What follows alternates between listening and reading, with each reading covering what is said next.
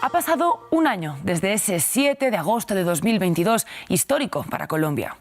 Juro a Dios y prometo al pueblo. El primer gobierno de izquierdas del país llegaba al poder liderado por Gustavo Petro, con un abanico de promesas progresistas bajo el brazo y la responsabilidad de la esperanza de millones de colombianos que buscaron en él un cambio. Petro empezó su gobierno con un 56% de apoyo, según la firma de investigación Inbamer. Es guerrillero, experimentado opositor y exalcalde de Bogotá, el nuevo presidente logró convencer a muchos, tanto dentro como fuera de Colombia, con su afilada oratoria en defensa de los derechos humanos y en contra del neoliberalismo. Mi país no les interesa sino para arrojarle venenos a sus selvas, llevarse a sus hombres a la cárcel y arrojar a sus mujeres a la exclusión. Sin embargo, 12 meses después de su posesión, Petro se enfrenta a una Colombia cansada de un gobierno que ha tenido dificultades para aterrizar el discurso en hechos concretos. En junio de 2023, solo el 33% de los colombianos aprobaba el Ejecutivo y el 61% lo desaprobaba. ¿Qué pasó durante este año? Petro empezó su mandato rodeado de una diversa coalición que incluía partidos tradicionales y conservadores, y que logró avanzar en los principales consensos del llamado Gobierno del Cambio. Por ejemplo, las relaciones con Venezuela.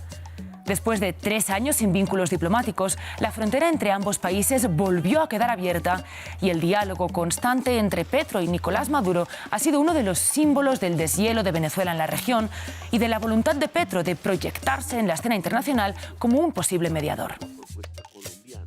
Dentro de las fronteras colombianas, su gobierno también cosechó un éxito temprano con la aprobación de la reforma tributaria, con más impuestos a las grandes fortunas y a los sectores financieros, mineros y petroleros.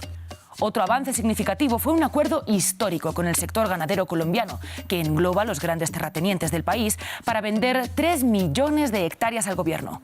Un paso indispensable para redistribuir las tierras colombianas, algo que se pactó en 2016 en el acuerdo de paz con la extinta guerrilla de las FARC y que no se ha implementado desde entonces. Petro también retomó las negociaciones con la guerrilla del Ejército de Liberación Nacional, la última activa en América Latina, que se habían roto bajo el gobierno de su predecesor Iván Duque. Y el 31 de diciembre de 2022 anunció un cese al fuego bilateral de 6 meses con 5 organizaciones armadas ilegales. Poco después, el ELN desmintió la noticia y aguó el deseo de paz para un año nuevo que había hecho el presidente colombiano. Fue el primer ejemplo de su mala relación con Twitter. A medias entre una cuenta institucional y una personal, el presidente colombiano la ha usado intensamente para anunciar políticas públicas, a veces sin fundamento, y para pelearse con sus homólogos en la región, como en el caso del salvadoreño Nayib Bukele, con quien se enzarzó en un virulento intercambio de mensajes en marzo. Para muchos, este uso desordenado de Twitter ha sido un reflejo del propio desorden del presidente y del gobierno. Las primeras grietas de la coalición se abrieron en marzo, cuando salieron 3 de sus ministros. Ante los disensos internos sobre las ambiciosas reformas laboral, pensional y de salud, Petro decidió dar salida a los responsables de las carteras que no ofrecieran una imagen de unidad. Seguiremos buscando consensos y acuerdos para consolidar y profundizar nuestras reformas. Meses después, la situación para el presidente es todavía más inestable. La coalición se rompió definitivamente a finales de abril y cambiaron de mano 7 ministerios. La pérdida de apoyos se refleja también en el Senado y en la Cámara, donde se han estrellado o estancado los 3 proyectos de reforma insignia. La imagen de un Petro rodeado de figuras diversas que templaban y aterrizaban su ímpetu quedó definitivamente empañada.